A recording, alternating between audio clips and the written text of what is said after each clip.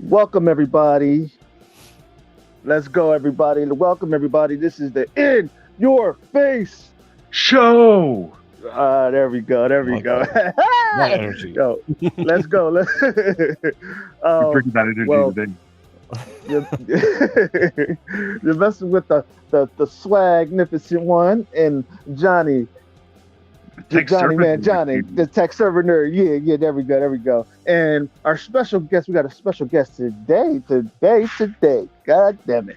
Today we got Joe, my man. Joey, what's up? Introduce What's going on, yourself, brother? buddy. What's up, Joe? I am Joe Sonntag, or Joe Sonntag, as some people call me, or JMS, as I like to say. J The folk calls Maz, me. whatever. You know what I'm saying? Let's get it. Yeah, I am the creator of the book Reaper Destroyer, artist, writer, creator, and yeah, that's it. That's it. Short and sweet. What's going on, boys? Well, we for the first What's up, Joe? topic of the day, he wants to talk about branding. He wants to talk about how getting your shit out, no matter what the cost is, no matter how you do it, no matter what you do, get it out there. You know what I'm saying? And I would like to start it off, and basically how I got Jarhead out. You know what I'm saying? And I basically what I did was I got it done right. Mm-hmm. And what I did was I put little pieces of art, like posters and shit, and I put it out there, put it out there, put it out there, put it out there to the couldn't take it no more, and people just bought it, and that's how you're supposed to do it, because you got to do it, because if you don't do it, you're gonna have that what if feeling in your guts. You know what I'm saying? You're gonna be like, Oh, well, yeah. damn, you know what I mean? I should have What if got it I out. did? Exactly. Yeah. A Yes. wise Yes. man once said that one man who does the work is worth 1,000 people with ideas. There you Yes, yes, and my other guys, me and my writers, me and my writer, we worked on me and my script writer, we worked on promo pieces, and what he did was he put my stuff, my project in like a promo format, and then we put it all over the internet, all over Twitter and YouTube, and that's how we got traction. You know what I'm saying? And but I never been to the Comic Cons to really market that. But trust me, go. Yeah. when I do, it's going. But That's the fun part, though. exactly. But to That's the you, really fun part. so like I know all three of us got books out. But what I want to know is what I actually don't have a book out right now. I'm the person you're talking to. what, what's your thoughts on getting a book out, Joe? Well, right now I'm working on my first book. I've got an ash can out right now. I ran a DM campaign, which is something that my partner Sean Aaron on Ott and Stuff kind of came up with, which is basically instead of doing a crowdfunding platform, it's just if you wanted it, you DM'd me and we exchanged information, PayPal, and you went on a reservation list. And then when it was done, I had all the files set and I sent them to the printer and fulfilled it and sent it out to people. It took a little bit of like a trust factor because some people, it's not like a platform where the money goes and it's like secure there or whatever. You get like some kind of assurances. So I had to actually promote it. I had to go on streams, and a lot of this stuff was I've had my own show, Ott and Stuff, and my own YouTube channel as well. I've been out there, trying to show that, get people to know me, show that I'm trustworthy, all that kind of stuff, show the product, and do everything that Daniel, you said you were doing. And so I got that out and it went really good. Got a bunch of copies out to people. I'm running a second chance campaign right now for the silver. The first version was a gold foil edition. This is a silver foil edition. So it's the exact same book, just a slightly different cover for the second printing, for anybody that missed it the first time. But that was it. With the tools that we have today, with social media and the internet and everything at our disposal, there's no excuses to not be able to get your stuff out there and seen by somebody. Whether it's dropping art or dropping you can make teaser videos of your book or whatever you want to do. You can be creative as you want, put them out on every platform, and really try to get eyes on the product. Get into social media groups, Facebook groups, Twitter groups, all that kind of stuff. there's a lot of eyes in those groups, so there's a lot of people who will see your stuff when you're doing that kind of stuff. It's hitting the ground, man. It's the grassroots of doing it, the independent kind of way of doing it. You're not really relying on anybody but yourself to really, pound the pavement out there and get the word out for your project. That was one of the things I kind of learned when I was in music. Same thing. Independence. It doesn't change across the board. Independent, whatever you do, you have to do it yourself. You have to get out there and bring the internet has taken away the middleman of production and distribution. It takes you've got now artist to consumer. The whole thing used to be you got to get in the right club to get to know the people who do the distribution. Now you can distribute directly through hundreds of apps. There's so many different ways to distribute anything, whether it be comics, music, movies. It really just changed it for the independent artists and made this a time of independence. Oh yeah, we're living in a time right now that's. I mean, if this existed when I was in my early 20s. Back then in the 90s or something, there would have been, so much more that you could do. Back then it was basically the same old way. You go to conventions, you try to just hand out maybe freebies to people walking by so you can get your name out there. Try to get on a convention, sell your work, show your work to editors and all that kind of stuff, trying to get into the industry. And that was basically the only way you could do it. Now, same thing with music, man. They sell so much technology now. You can have a home studio and you can produce and make your albums almost industry standard if you have the knowledge of how to do stuff. You got so much at your fingertips now. We have a full studio here, full music studio. Yeah, it's an amazing setup, and we do have some actual music coming out this next week or two. Oh, nice. But yeah, it's so easy. I mean, this is on StreamYards, but I have my OBS studio where I set up and I could run a whole TV show, but it's I don't think I paid for the software. I'm pretty sure I got it for free. I'm pretty sure it's a freeware, not 90%, but hopefully I just didn't admit theft online. But really when it comes down to it, it's just the determination and the will you have to do something, because the means are there for you. Yeah, the means are there for you. It's on you to be able to do it. And that was just kind of my thing. I did music for a number of years. I tried breaking into the industry, the comic book industry, when I was in my early 20s. That was always my dream. And then I kind of segued into music, and that was actually a lot more successful for me. So I stayed in that for as long as that was going good. And now that I'm back in the comics, it's just one of those things. If I could just sit around forever thinking I need to do this, or this is a game plan, I'm gonna plan this out, plan that out, but until you actually do it, you're not going to see any kind of movement. There's always going to be something that's going to hold you back or be a roadblock in the way.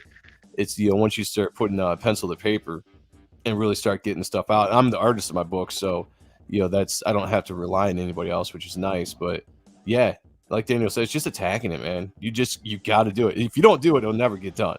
Right. And sorry about that. It takes, go for it.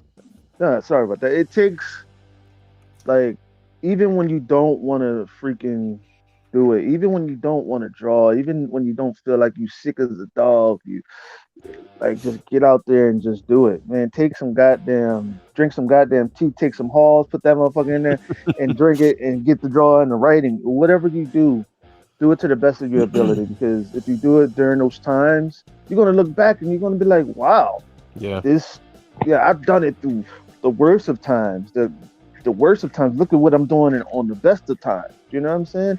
And it'll show once it's out in the public, because the public can, if people really pay attention to detail when it comes to art, they will really see that a person put in its effort. Yeah. And person put their blood, sweat, and tears within it.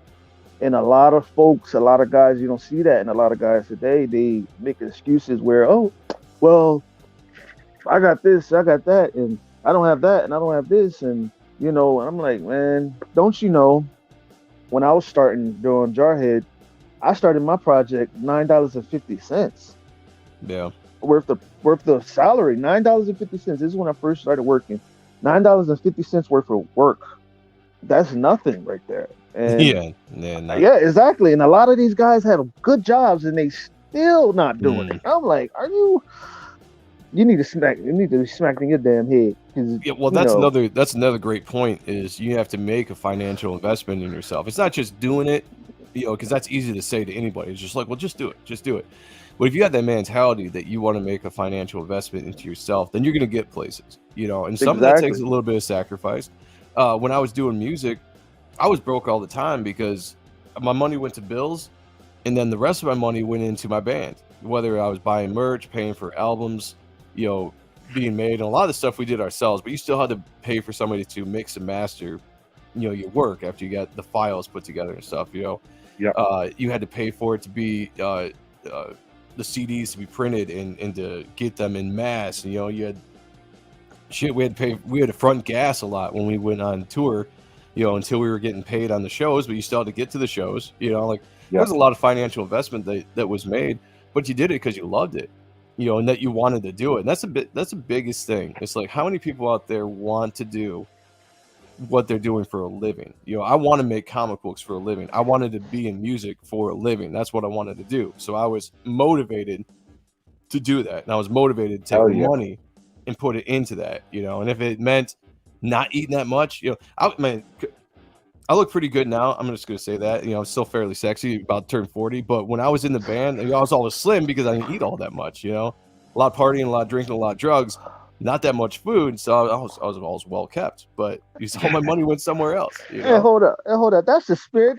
It's say how you feel, man. That's just why we need to have guests on the show. That's bold, man. Hey, look, I say I'm sexy, goddamn it. I ain't gonna lie. That's right. You gotta say it's sexy, goddamn it. Say it. Yeah, Absolutely. say how you feel. Shit. Sorry about that. Sorry about that. Brother, so. It's not that much different. That's what I'm saying. Really. But nah, though, on a honest tip, we as artists, we go through a lot, man. We go through a lot, as in putting it out, getting it out, and we deal with multiple personalities with people, Yeah. And I dealt with them, dog. Like it's a mind-boggling thing because a lot of people don't understand. They'd be like, well, if I was in the comic book industry, I would do this. Well, it's not that easy because you got to deal with the trolls, you got to deal with the haters, you got to deal with, what I'm saying? And then you got to keep a professional look on yourself. Now that's hard. You know what I'm saying? Yeah.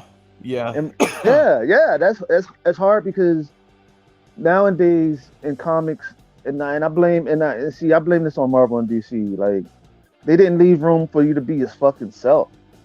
Yeah. You know what I'm saying? Well, nowadays, they became like the Starbucks of the comics industry. Yeah, like super corporate. And that's when the big sure. guys, some of the big guys, became snobs.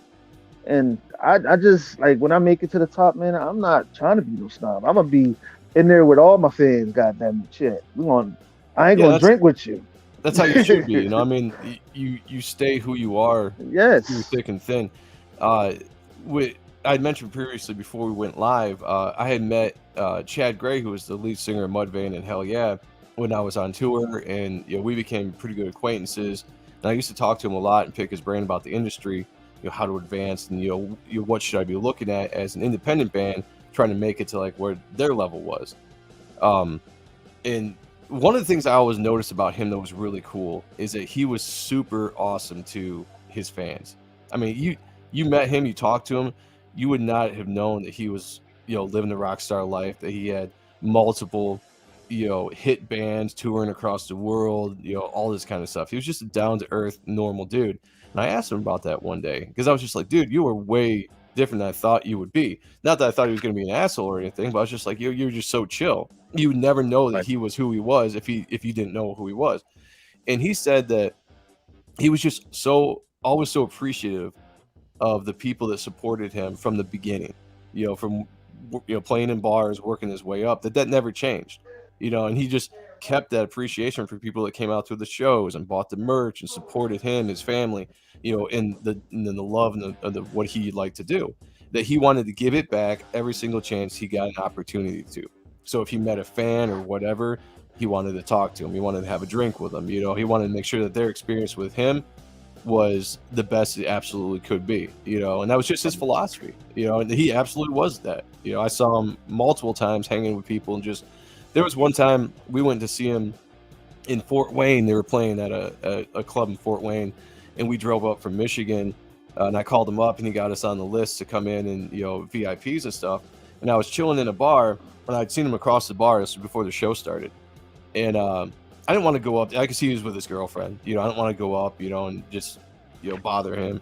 But he was walking out of the bar, and he looked over and happened to notice me, and he walked all the way across the bar just to say, "Hey, thanks for coming." Shook my hand and all that kind of stuff.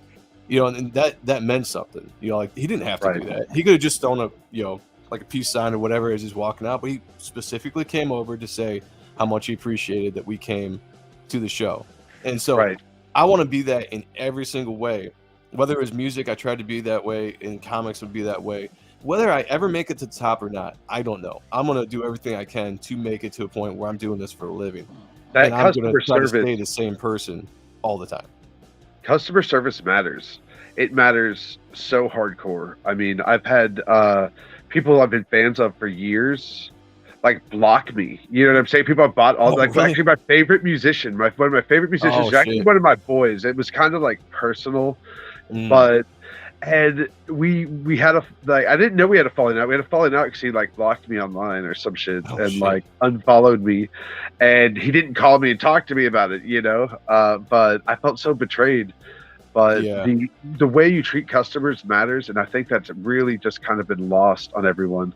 I wanted to make one quick point on, you were talking about about the way that you treat customers and the people who are like fans and everything. When I was doing stage work, I was like stagehand for a while. You would get fired. Like if you go walk up to Rihanna or like Pitbull, like one of these big name celebrities, and start talking to them, you would get fired.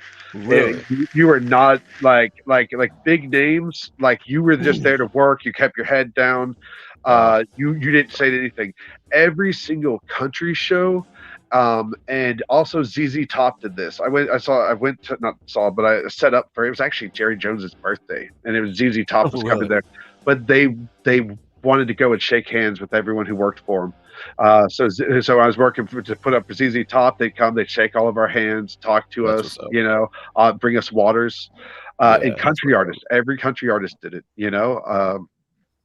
Kenny Chesney, it's totally working with different people. That's kind of what turned me off of the mainstream industry is working it. There's some people in the mainstream industry when it comes to music, they're like they're royalty, right? That's how they act. Like they can't be bothered. They go, they perform. You see some videos out there of the way that some of these artists treat their fans that just want to come up and say, "Hey, can I get a picture real quick?" But they're bothering them during dinner or something, which I get it. But come on, if you're a celebrity, you're bigger than life, right? Everybody knows who the hell you are. If somebody sees you in a restaurant or a bar, they might not ever see you again or ever get that chance to just say hi and want to have that interaction. So I know some people consider it rude for somebody to come up and just like, "Hey, I just, sorry to interrupt. I just want to say I'm your biggest fan, blah, blah, blah." If someone's doing that, take a picture with them real quick. Shake their hand, say, "Well, thank you, appreciate it." It doesn't have to be this long engagement. We can just show them just a little bit of, respect for the fact that they are talking to you. And that's all they need. They need some acknowledgement. And then they go off and they have a great story to tell all their friends and family and something they'll remember for the rest of their life. But if you treat them like dog shit, that's what they'll remember for the rest of their life. They might not follow you. They might not buy your music, buy your books, buy anything after that. And what you've done is you've really destroyed somebody's childhood, so to speak. Let's just say that you made an impact on them, whether it's music, they loved your lyrics, something about that really got them through hard times or whatever, and they finally get to meet you and you're a total, asshole to them. You could have just shattered an entire part of their life, what I'm saying, just by acting like that. So there is a comic legend. Those people. There's this comic legend I grew up with and absolutely inspired me to write. Like I wanted to write, I'm not going to say his name, but we became friends on social media. Yeah. And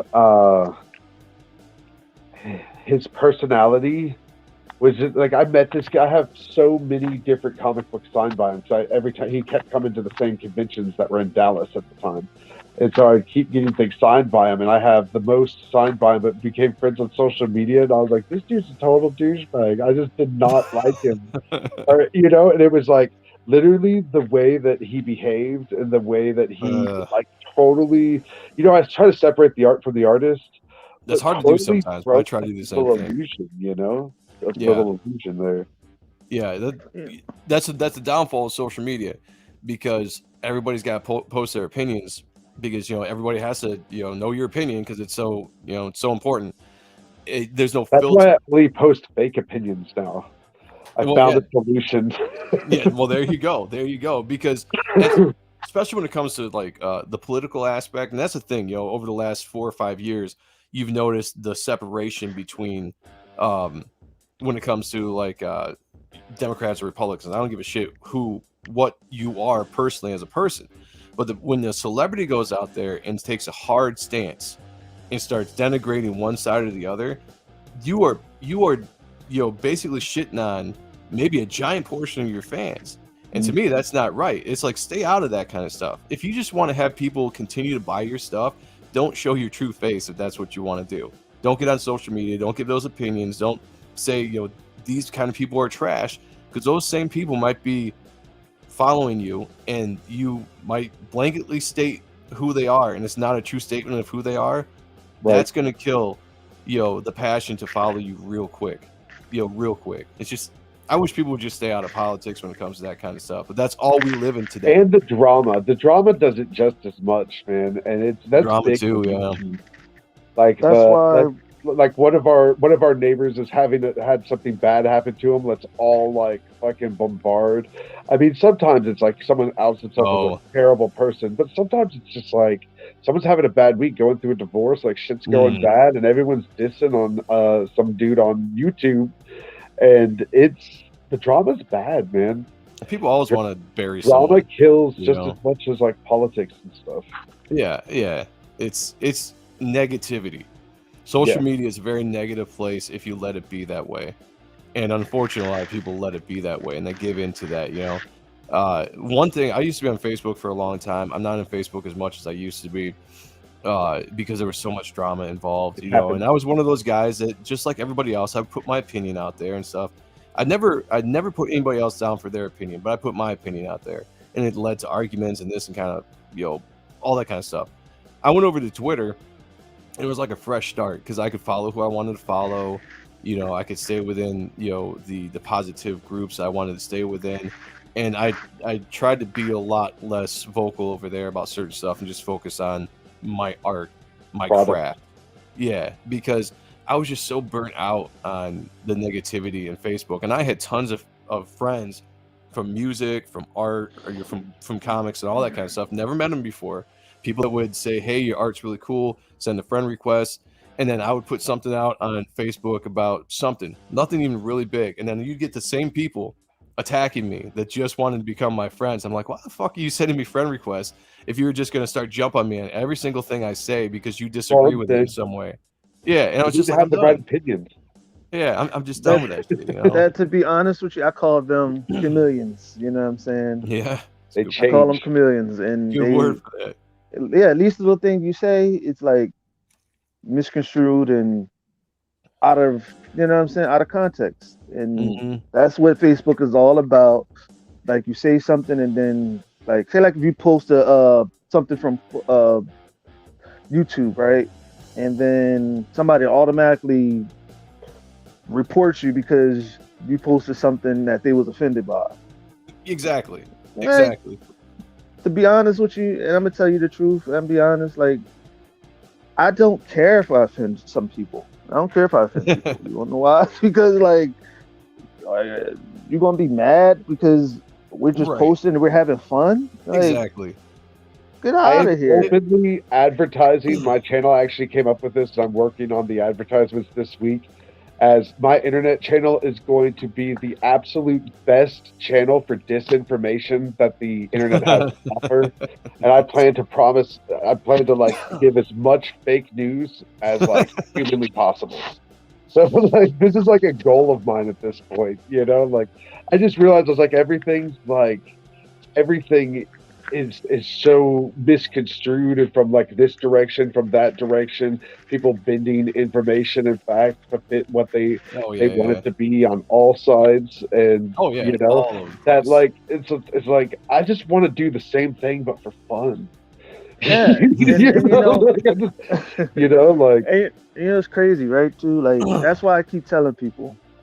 That's why I did this show because I want to be. I'm building a show where people can come and be themselves, let Yeah, their hair down, that's good. It's fucking good to have a say place how like you that. fucking feel, man. man, Yeah, I'm All these surprised other, you, and dude. I'm gonna tell you the You should truth. let me All know these, beforehand. yeah, I'm gonna tell you a lot of all these other shows. They're so boring. You can't say nothing really much. They talking over you.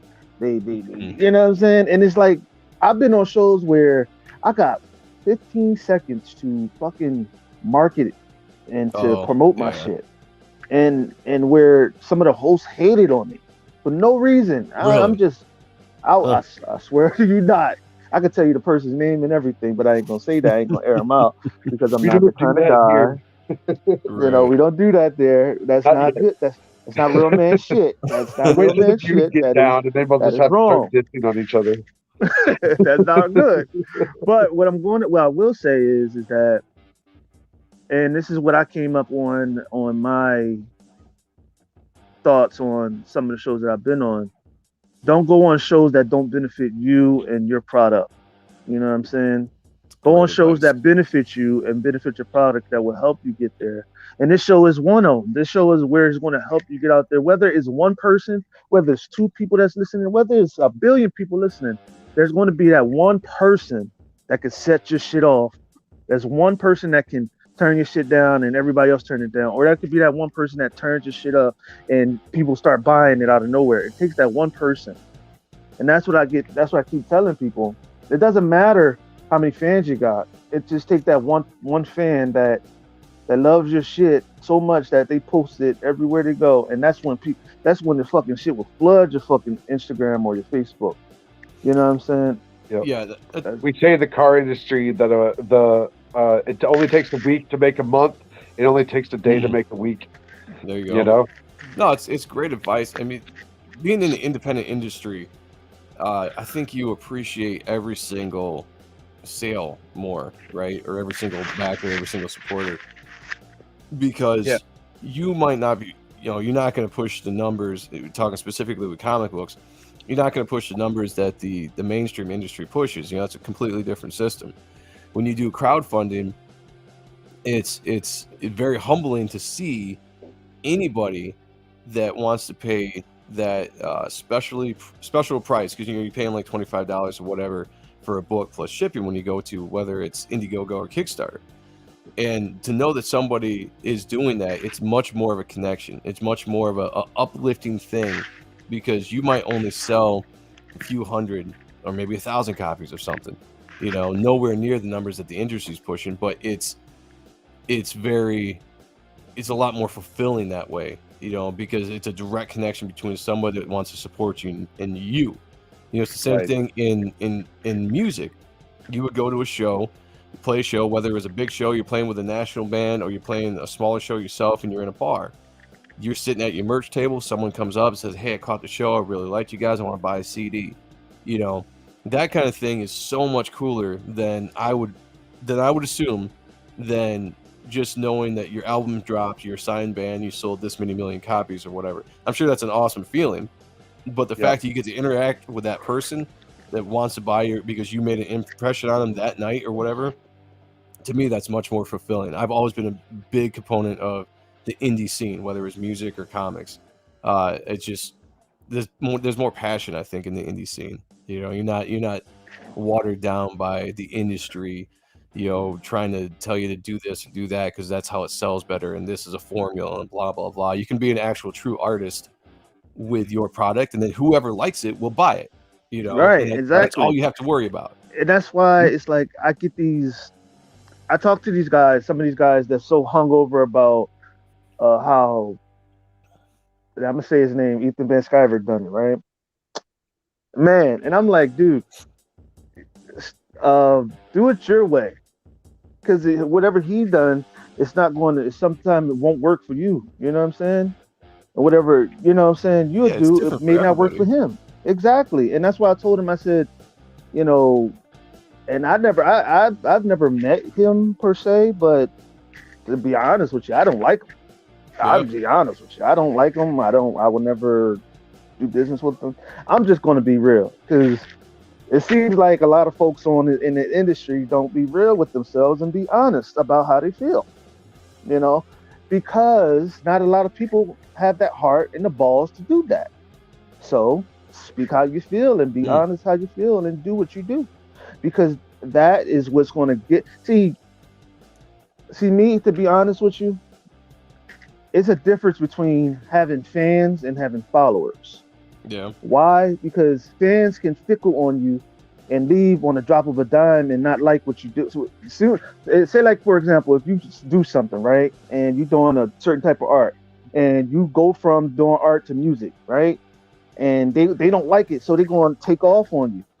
You know what I'm saying? That they're going to stop being a fan of you, of their shit, and Right. they're fickle. You know what I'm saying? But when you have followers, true followers, they follow you everywhere, and they love everything that you do, whether you was wrong or you was right. They follow everything that you do, and they love you no matter what. They're like family to you. Yeah. That's what I'm talking about when I mean fans and when I mean followers. That's exactly what it is, and that's exactly what it should be. But see, people are fake nowadays, so you can't do nothing about that. Yeah. Followers, supporters, fans. You know, there's a little difference, I think. Yeah, Followers between drink the Kool-Aid. yeah, I think that's the difference. supporters and Sorry. being in both industries. You know, I've noticed. Uh, yeah, fans can be fickle, like you said. Supporters are the best because those are people that genuinely have an interest in you as a person. Uh, when it comes to Ethan Van Sciver, I'm a big fan of Ethan. I respect the hell out of him, but his system, what he does, is not conducive to everybody. Exactly. He comes from the mainstream industry, and he came into crowdfunding with a built following, um, Right. and he's done a great job with it. He's built his empire, and he's done a fantastic job business wise. But if you were coming from a level, say like I am, where I'm coming from a nobody knew me in comics. You know, when I started drawing, I had to get out there. I'd have advertise. I had to jump on shows. I had to get in chats. I had to post my work around places. I had to get in groups, you know, and just say, "Hey, I'm an artist. This is my work." Blah blah blah. You had to do all that stuff, and that's why we were talking about like the beginning of the show. You can't look at somebody else's example and say like that's exactly how you have to do it. You got to find out what best works for you, and then do that. There's some good advice out there. There's some good examples of where I could do this, I can do that, but every situation is different. You know. Right. And that's why I say, do, instead of like instead of doing Marvel shit, and overdoing their shit, you're just putting money in their pocket. Why not put money in your pocket and build your damn legacy? You know what I'm saying? Instead Like I of was Yeah. yes, build your own legacy. Go out there and kick some ass and fucking pull some hair. It's like I was telling you, we were talking earlier before the show, Daniel. I only take advice from people doing the work. Like a bunch of people want to give you advice, but they don't do anything, and they've never like Exactly. applied the same advice they're giving you. And like all that's just in one ear, out the other. But you see someone who's actually been doing the work, um, you know, that's who I take advice from. I Right. want to make one real quick point. It was actually kind of Joe had made a point um, earlier. Shoot, okay, I actually forgot what it was, but I do that all the time. it was man. like I so do that bad. I all had the like this time. like a really good point to make, and it was Yeah, just like, man, It's it like was get like choked up, 10, right? Get choked up, huh? 15 minutes Yeah, I get ago. what you're saying. I hate It'll that come shit. back to you. It'll come Yeah, back yeah, to yeah, you. yeah. I We'll hate get that on the shit. other side around. Yeah. Can And I actually ask some questions about your? Oh, here, you make your point, Daniel. I just wanted to ask some more questions about your product. You know. Yeah. okay. Well, why don't we talk about the product? Yeah, yeah. So, brother man, show us what you got today. I don't know where the hell it went. I was gonna hold up. I have my ash can here, and then we went live. I'm like, where did it go? I swear my office is, it's way more organized Gremlins. than it looks down here. Hold on a second, real quick. I'm turning The the camera off. gremlins. No problem. But yeah, like oh, there it is. It's just under another. We're gonna give Joey a new name, Brother Joe. We're gonna call him Brother Joe. Brother I Joe. like it. I like it. I just remembered that point. Real Okay, quick. go for it. Let's do it. It's you can tell the passion of the artist through the art, and you could tell the person whether it be in music, whether it be in actual art, the corporatized environment takes out the like indie comics have such more personality and are differentiated more from each other, where when it has to be more mainstream and it's more corporate, it's just like they're drawing pictures because they have to get it done. But that passion actually comes through on the product. I totally think supporting an indie creator is worth more money than supporting mainstream, and that the quality is better because of the passion. You know. That's an excellent. I mean, that really is an excellent point. One of the things when I was in music that I really wanted to avoid was you'd see a band put their first album out, right? And it was awesome. You connected with it. It was raw because it was the music that they had spent however long writing and pouring their passion into. And then you would get like a second album come out, right? And it was more produced, because now you get producers that come in and be like, we need to do more of this. Let's write, a song that's going to reach this kind of, audience and whatever. And it's just, they lose something. Not everybody does that, but it was just something that was happening quite a bit. And same thing in the industry, in the comic book industry. You on a monthly book, you were just pumping stuff out, right? To hit a deadline. And sometimes you can't put all into the book because that deadline is king, right? Because that's how you get paid. You start missing deadlines, you're probably not going to be employed very long. So you might not even put your best work out, but at least you can say you're in the industry. In independence, you have the opportunity to put your best work into what you do because you're on your timetable. It's not the same thing. You're not doing monthly work. And that's something that I've gotten in conversations with certain people because they get annoyed, like sometimes how long books take to come out. And it's like, I get that. It's like, but if you want a monthly book, go buy a monthly book from the industries that can just put the stuff out. But if you want an independent book, this is what you're going to have to do because it's a product that takes a long time to make. A lot of us have full-time jobs, and then we're trying to do our passion on top of that, and then a lot of us have families, a lot of us have other obligations, but you still have the drive, you still have the passion to put out what you're trying to do, but you're going to put out your absolute best work.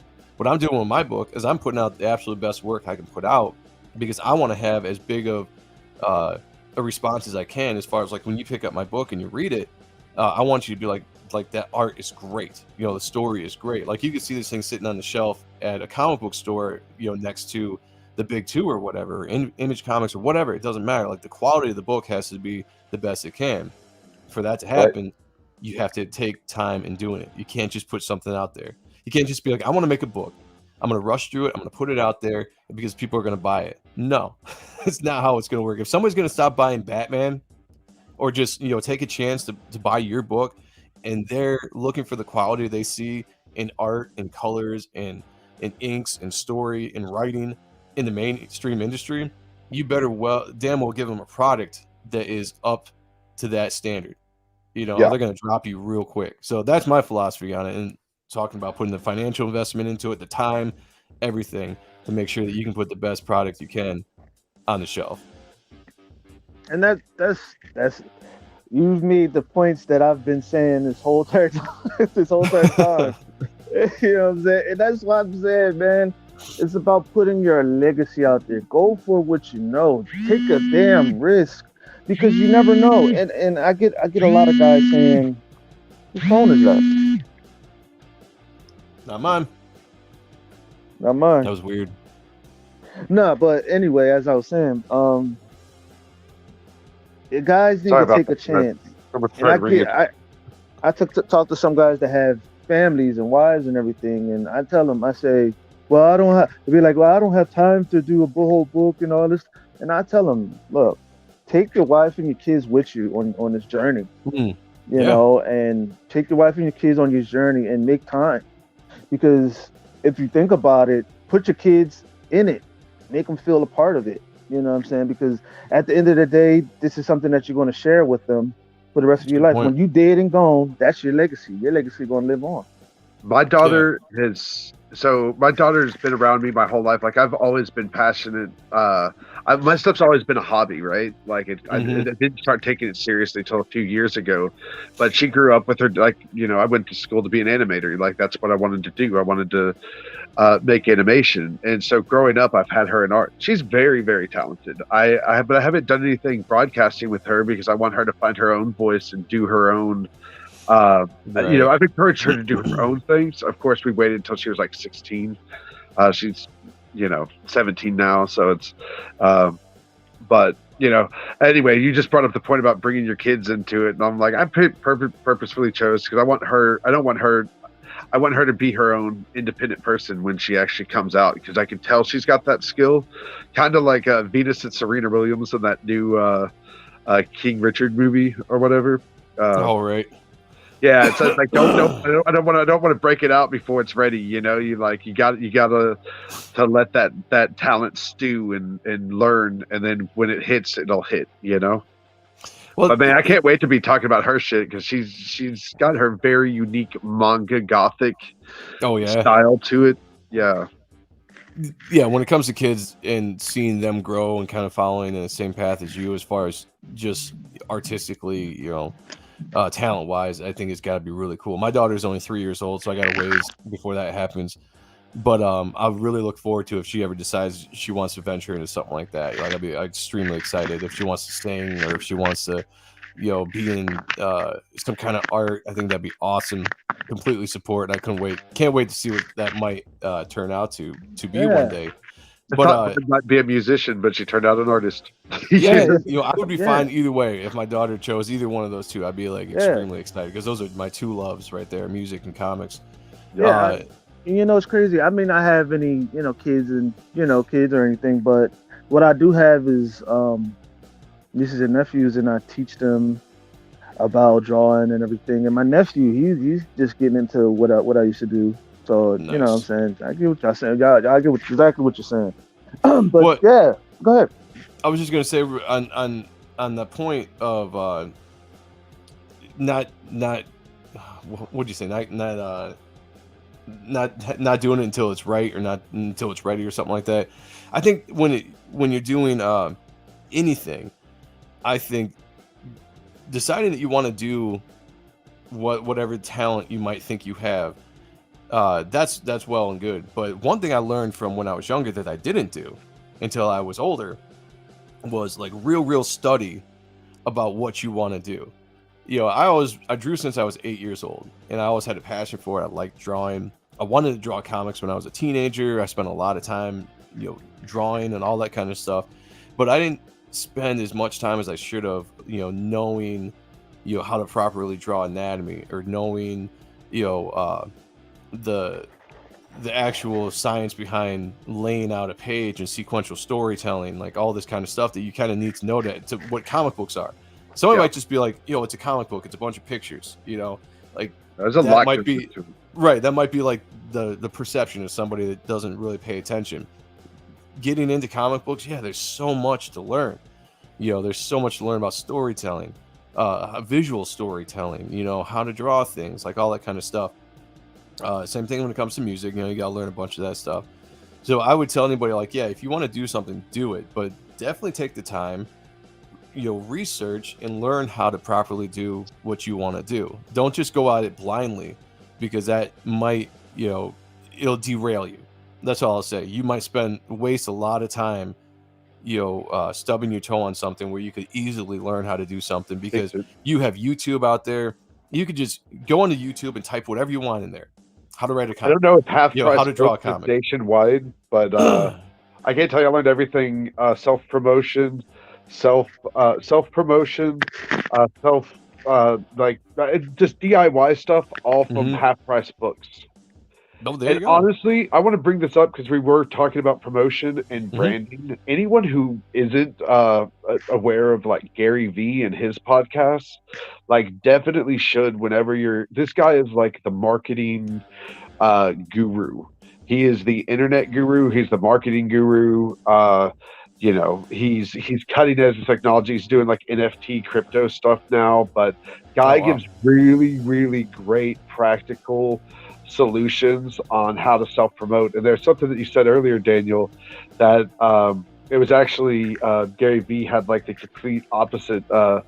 That he would tell you to go onto every podcast because there's no media is bad media, but as long as you stay true to yourself and who you are, you won't look bad, right? So if you go on someone's and they try to make you look bad, but you stay like true and in yourself and in your center, it literally makes them look bad. And no media is bad media as long as you're true and honest to who you are. It's when you start trying to be a lie that you're going to get in trouble. Like trying to be some stay fake honest person, for sure. like the Jack Murphy. Right. People recognize true, truth in a person, and there's a lot of people with a bullshit meter there that can, find you out pretty fast. Yeah, I think with The Cure, he said, what's his name? Robert Smith said, as long as you're true to yourself in art and creation, there will be people who want to see it. People who want to receive it. So, sorry, go on with your point. Oh, I was just gonna say, I was just agreeing. Just staying true, letting your passion speak for itself. People can see when you're excited about something.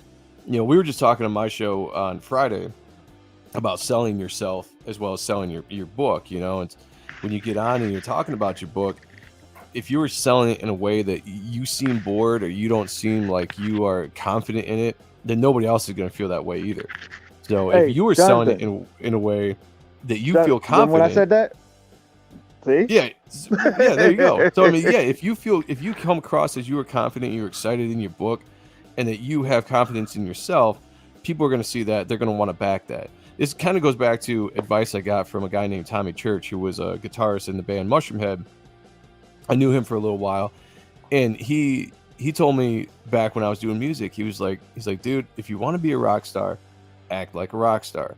He's like, you go into a bar, it doesn't matter if there's 5 people or 500 people or whatever. You get up on that stage and you put on a show like you're performing for, a giant crowd, and you interact with that crowd and you put that energy out there, and that's how you do it, And we would do that. We went into every show with that mentality of we're going to show the confidence, because we can walk in knowing that, we were cocky guys. We had a good product. We knew we weren't assholes or anything, but we knew we could walk into a show and that we were going to be the best band that played that night, and it didn't matter who we were playing with. That was just the mentality that we took with us. So when we took the stage, that's how we acted. We acted like everybody was there to see us, even if they weren't.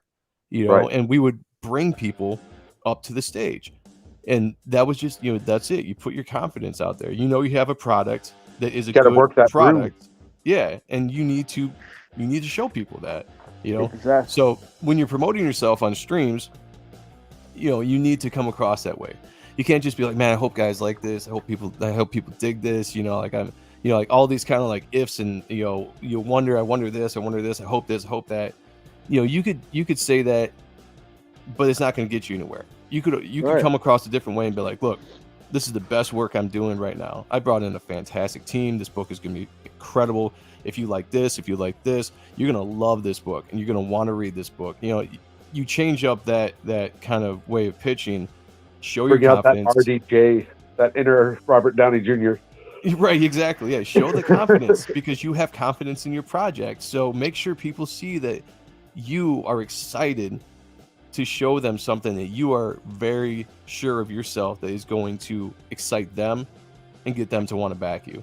That's a huge thing. That's actually kind of a sales technique that I use commonly. It's called the cat-dog technique. And it's you greet like your dog greets you, right? Like your dog comes up, your dog's excited to see you. The dog like, oh my God, it's you! You're here. Come in and greet like your dog. Make friendships because your dog's like open and ready. But then when it's like negotiation, you act like your cat. It's more coy. It's it's called the dog cat technique, and I use this quite often. And sometimes if I'm just in a customer service type position, I would just use the dog. Like just be excited to see everyone, and they get happy. Happy come back. I ran a vape store for 7 years, and like we had the best sales because people wanted to come back and see me because I always complimented everyone and made them feel good. Yeah. And see, that's what you call the swaggerific type swaggerific type of vibe, you know what I'm saying? See, when you putting that book together, you got to put that sauce on it, that love in it, that sexy in it, because There you they go. going because the people that's watching gonna notice that and they're gonna want to buy that shit. You know what They I'm want saying? that sexy. You damn Skippy, Yeah. and that's why I said, you know what I'm saying, that not many people have that swagger, man. Not many people have that swagnificent swaggerific type of swag, man. It's They don't definitely have that like swag. the top Huh? like 10%. I think it's something like that. Like people like that actually apply themselves to do something. I think it's like 10% of the population. See, that's Like the thing Yeah. though. 90% of the population just does what they're told. And then it's like the And that's the 10% thing. that are just like doing their own thing and they're all That's the struggling at it, but they're still that's the doing it. thing. You have a lot of people scared to go against the grain. We're the 10% When right here. exactly, it's like you got people scared of going against the grain. When I say it like this, I'm going against the grain. I'm kicking that motherfucking door in. I'm taking what's mine. That's it. Yeah. Yeah. That's it. I think I was just You know born what with I'm a saying? different mentality too. Like I was never content on living a normal life. Like I'll live the life that I have to live to pay the bills and take care of my family, but I will always strive for something better, than that. Like, and I always pipe dreams, right? People always call them pipe dreams, because it's something you're gonna chase, you're never gonna get. Well, if you have that mentality that you're never gonna get it, you're not gonna chase it that hard. So I never Exactly. looked at them as pipe dreams. I just looked at them as like, this is my dream. This is what I want to do, and I'm gonna achieve that dream. And I feel like I did that in music, even though we didn't get to a level where I was a signed band. I did it for 10 years, and we were touring. Yeah. We went all across the country. We played so many shows, met so many people, sold so many CDs and had fans and all that stuff. To me, that was a successful music career, and I'm happy. I'm proud of it. I got no regrets, when I look back at that time in my life. And that's the same thing I'm doing with comics now. Like, I'm going to be able to produce and put out my own book because of the way the independents are so strong right now. Crowdfunding is such a big thing that you can now put your own book out there. So I can now achieve my goal and my life dream of putting my own book out in people's hands, Right. like, so these are things you can achieve now. They're no longer pipe dreams. They're actual dreams. And they're stuff that I'm going to be able to do and that I'm going to do, there's nothing more exciting to me than that right now. Like I've got a few different loves in my life, God, family, and then my passions. And the first two are taken care of. And I'm working on my third one, and it's going great. Like music was great. It was a good point in my life. It's over now, and I have fond memories of accomplishing something in my life that I'm very proud of. And now I'm doing that with this book. And it's going to happen. I'm launching my book on April 29th, and I'm going to get it out next year. And then I'm going to have a book printed. I'm making a comic book, man. Like that's the thing. Like you're making a comic book.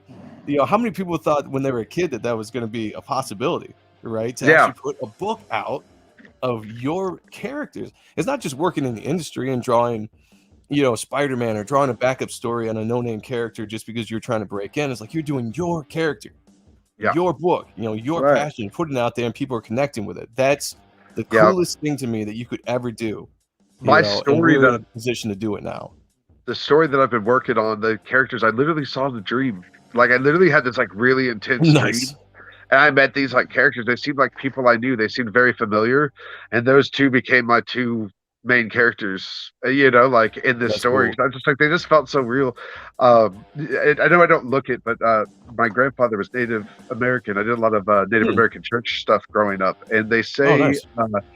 when we sing this prayer songs, right? There's certain prayer songs that you sing, and they say that you don't write a prayer song, you capture it. It's like like a bird, like hunting a bird. Like you don't, like you go into the ethers and you bring this song forth from like your ancestors into yourself, and then like you bring it to the tribe. So it's not like go write a song like we think like we need to make a book. We need to. Right. It's like capturing this concept and having that, and this truth, and then bringing that truth to life. And like I always like to think about that when it comes to like my art and artistic vision. It's like, am I creating this or am I capturing this? And like cool way to look at bringing this. Well, it's when it comes to and it's the same thing. There's a running joke on my show because I always, I talk about my band. So like anytime the band comes up, people are like, "Oh, did you know Joe was in a band?" But there's so much connective tissue between independent comics and independent music. It's insane. It's besides being just a different medium. Yeah, besides being a different medium of entertainment, it's exactly the same. And I took a lot of the stuff I learned in marketing myself and stuff in music, and I put it into comics. And one of the things I did in music when it came to writing and what we did as far as the style went, we just took all the stuff that we loved growing up, the things that touched us and motivated us in bands that we knew growing up, and put that into our music.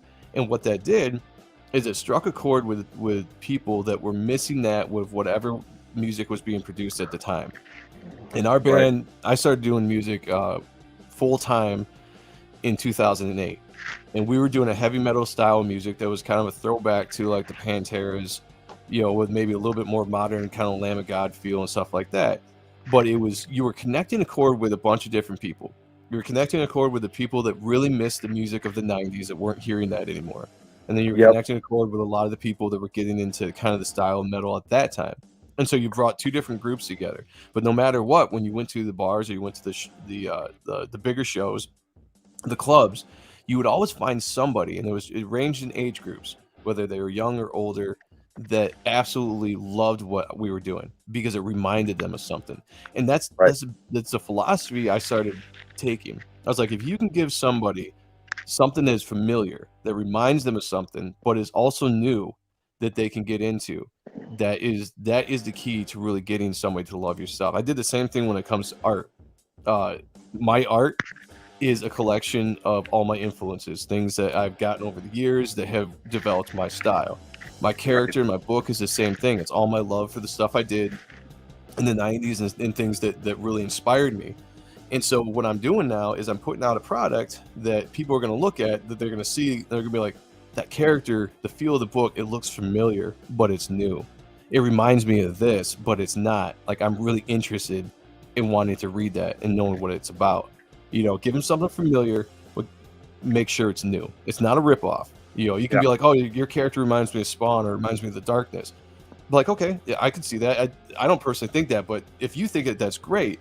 But now you're going to come in, you're going to read the book, and you're going to realize what the story is, and you're going to like it as being something that's brand new to you, but it's got that sense of familiarity that's going to keep you around.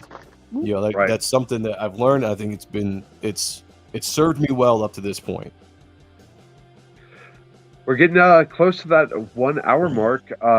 Did we want to make some final comments on giving independent creators and stuff some encouragement not to give up?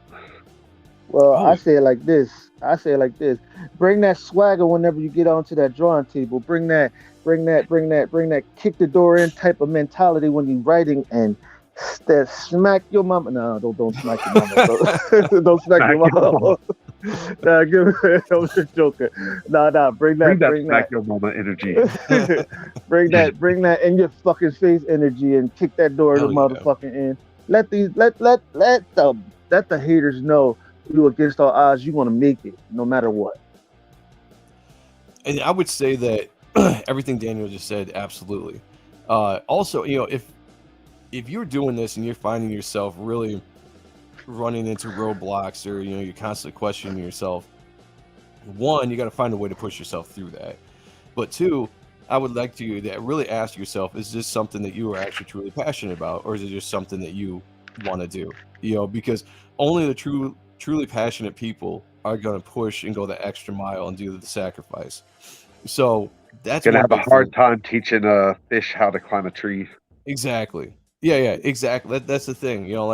That's why I hire artists now and finally accepted I'm a writer, Yeah, I'm trying to like draw it. I'm like, this looks like a 12-year-old's trying to put out a book. It's so cute Yo, though. that is that's a great point though. That's a great point. And kind of so with my book, I'm the artist, but I wanted to bring on inkers because I can ink my own stuff, but I wanted to bring on experience. So my thought process, my mentality is I'm going to bring on other talented people that are stronger in their areas than I am, so that they're filling in that weakness. So that all we are doing is playing off each other's strengths, and the book is going to be a strength. So I can draw. I can draw pretty well. Like I'm not up there with the big names, but I'm very confident in my ability to draw and the years and years I put into study and all that kind of stuff. Everybody, he's bullshitting. He's bullshit. He's great at it.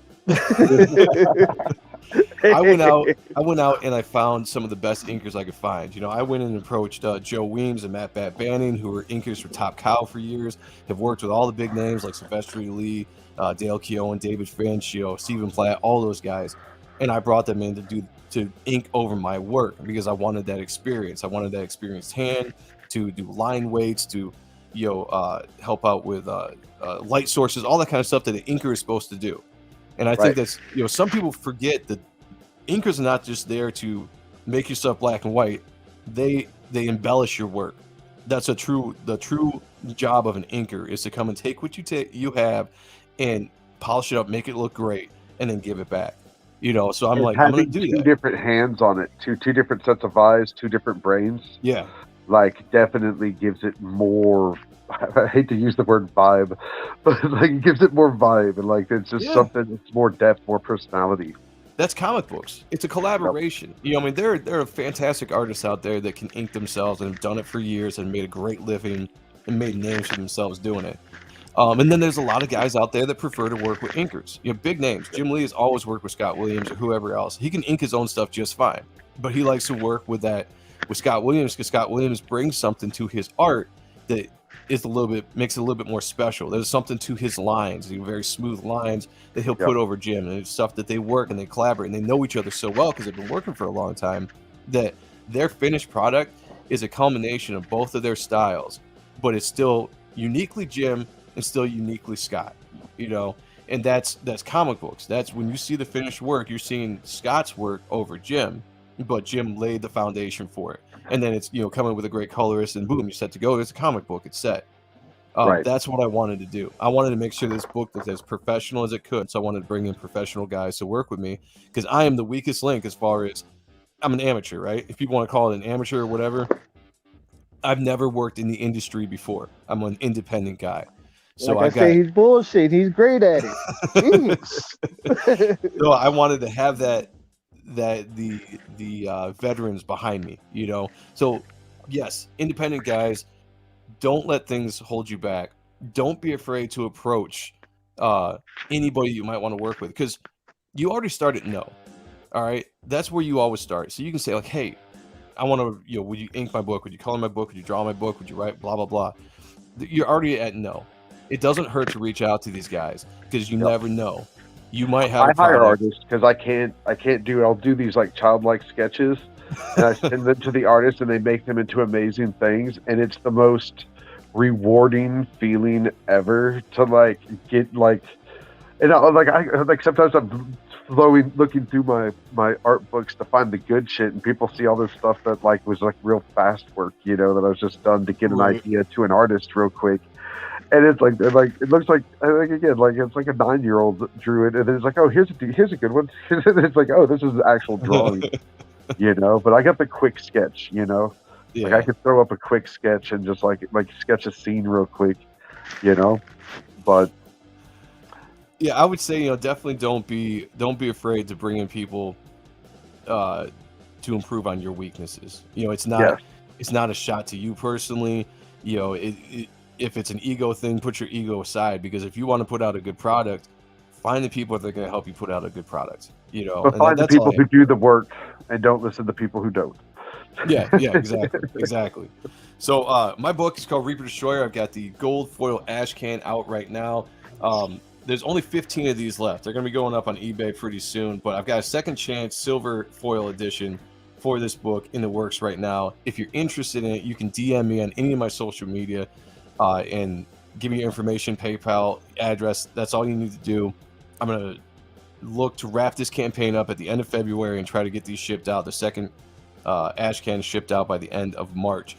But this book it's a throwback to everything I love in the 90s, but it's not a 90s book. You know what I'm saying? It's not me trying to capture a 90s flavor. It's just who I am. It's my style. It's my influences. But it's a character. It's a dark superhero, dark sci-fi character that's an updated version of the 90s books for today. And I brought in some major talent. This is a couple pages from the book. So the ash can is black and white with colored letters. The actual book is going to be full color. But this is Joe Weems in these pages inking over my work. And he did a fantastic job. And if you like characters like the Guyver, the Darkness, Spawn, Moon Knight, if you like stuff like the Highlander, Teenage Mutant Ninja Turtles, Jason Bourne, you're going to love this book because it's got all those things in it. It's a mystery. It's an action sci-fi adventure. It's a supernatural thriller. You guys are going to love it. I'm telling you, you're going to love it. So if you want to follow me. That fancy paper. Yeah. You can tell that paper quality good on the screen, man. It's like. Yeah, this is very nice. You know, this is a company I went with called Heroes and Villains for the printing, and they did this for me.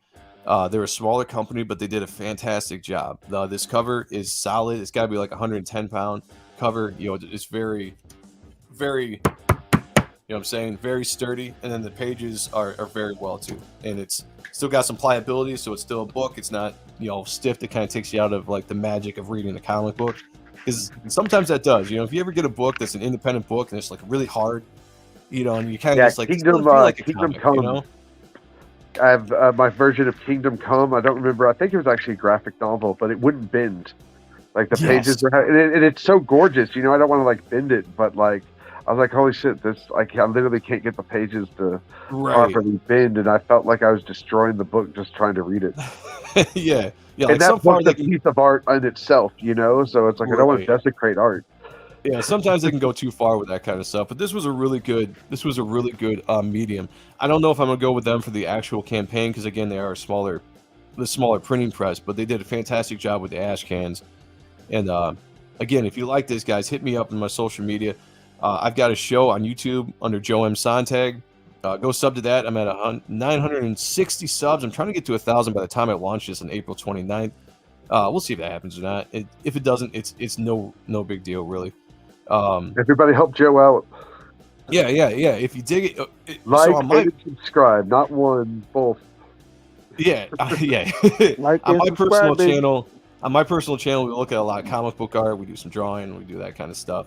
On my other channel, Art and Stuff, with my co-host Sean Arendt, we do what you guys do. You know, we talk to other creators. We just shoot the shit. It's again, Daniel, it's a free place to come and talk how you want to talk. There's no restrictions.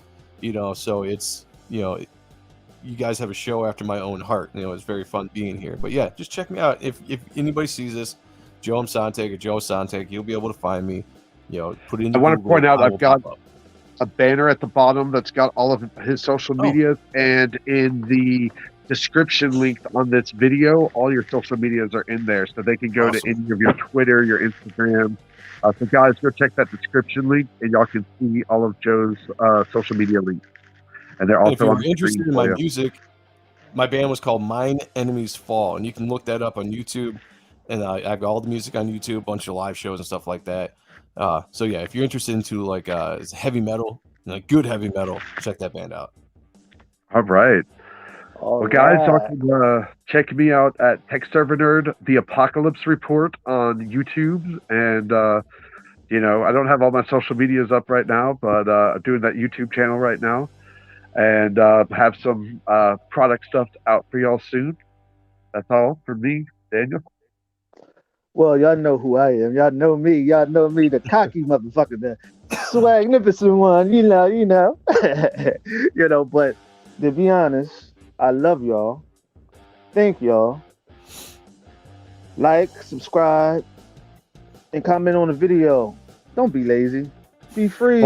Like and subscribe. And we out of here. Peace. Peace.